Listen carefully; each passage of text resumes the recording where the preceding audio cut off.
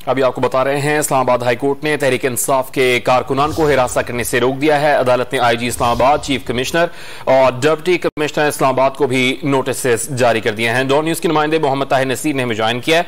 ताहिर, क्या मालूम हुआ है मजीद? एहतजाज रोकने के खिलाफ दरखास्त पर समाअत इस्लामाबाद हाईकोर्ट के चीफ जस्टिस अख्तर अमानुल्लाह ने की।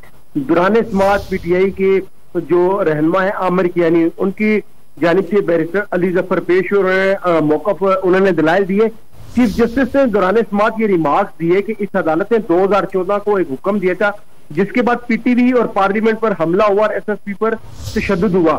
अदालत ये नहीं कह रही कि आपकी सियासी पार्टी ने ऐसे किया है, मगर इस वाक़े से इनकार नहीं किया जा सकता। चीफ जस्टिस ने यह भी रिमार्क्स दिए कि जब अदालत एक आर्डर पास करे उसके बाद ऐसा वाकया हो जाए तो इसका जिम्मेदार कौन होगा। एसएसपी रैंक के सीनियर अफसर के साथ जो हुआ इसमें रियासत की रिट को चैलेंज किया गया। ये दलाइल दिए कि चीफ जस्टिस ने यह भी रिमार्क दिया कि 2019 के धरने वाले केस का मुतलका पोर्शन आप पढ़ लें। इसके अलावा बैरिस्टर अली जफर ने मौका अपनाया कि हम चाहते हैं कि लॉन्ग मार्च के हवाले से इस अदालत के दायरे कार से गिरफ्तारियों को रोका जाए।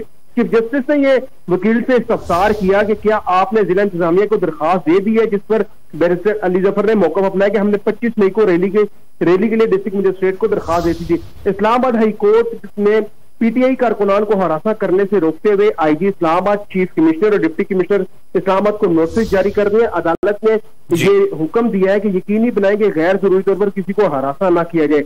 अदालत ने केस की मजीद समाअत 27 मई तक मुलतवी कर दी है। ताहिर नसीर अपडेट कर रहे थे, बहुत शुक्रिया आपका।